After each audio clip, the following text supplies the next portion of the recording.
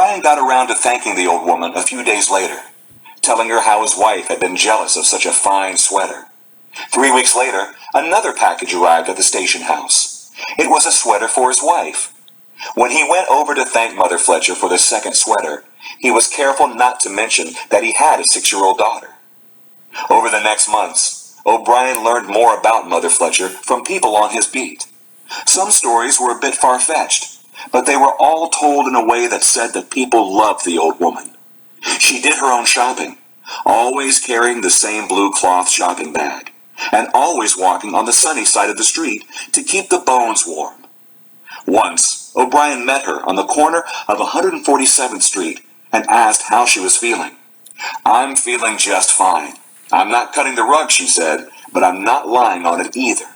O'Brien talked to her now and again when he saw her on the street, and started writing down everything she said, trying to piece together enough information to determine her true age.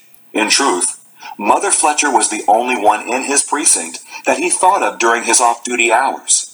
The struggle and hassles of Harlem were not what he wanted to bring home with him. It didn't take O'Brien long to subscribe to the precinct motto, 8 and straight. 8 hours on the job and straight out of the neighborhood. To O'Brien, out of the neighborhood meant home to a ranch-style house in suburban Staten Island. He looked forward to the day when his wife, Kathy, could quit her job with the utility company and stay home with their daughter, Megan. He had told Kathy about Mother Fletcher, and they had gone over his notes in the evenings, trying to figure her age.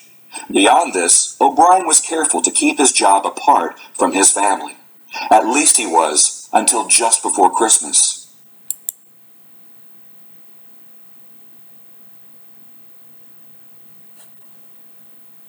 "Hi, honey," Bill called out as he ducked in from the light snow.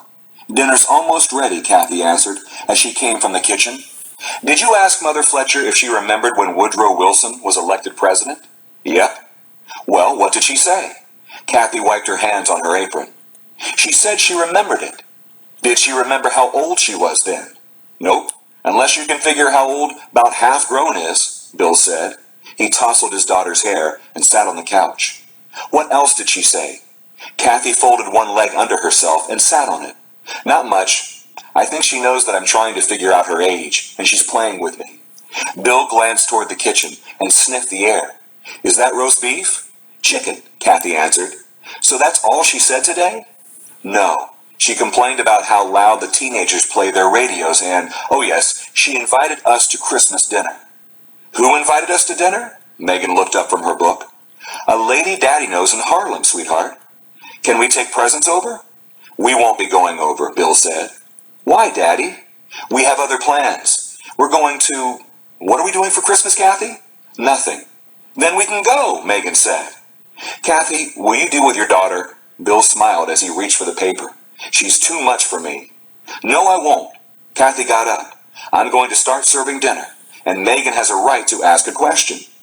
"Hey, let's not make an issue of this," Bill said.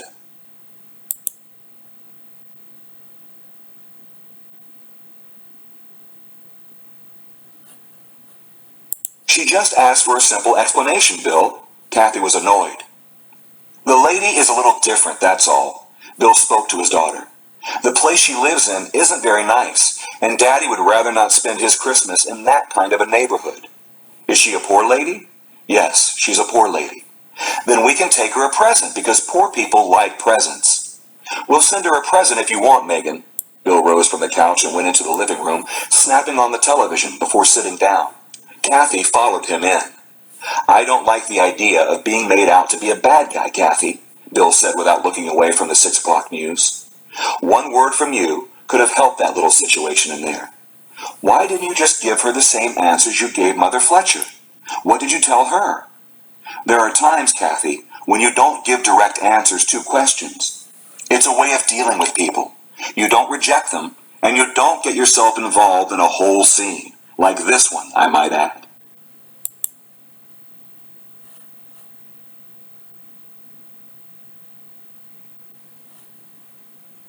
"Would you mind giving me a direct answer? What did you tell her?" "I told her yes, we'd come. But they know we don't come into that neighborhood when we're off duty," Bill answered. And they're not that anxious to have us come either. You said yes, that you'd come. Kathy pulled her glasses from the top of her head and put them on. That's your way of not answering a question directly? I'll send her a present. That's awfully sweet of you, Mr. O'Brien. Kathy went back to the kitchen. Bill turned up the television and watched as some senator complained about the military budget. If his wife had chosen this occasion to have one of her special, I simply don't understand periods, he wasn't going to fight her. He also heard snatches of the conversation drifting from the kitchen. Megan was talking about getting a kitten and was trying to decide between a calico and a tabby. At any rate, she seemed to have forgotten Mother Fletcher. He only hoped that Kathy would too.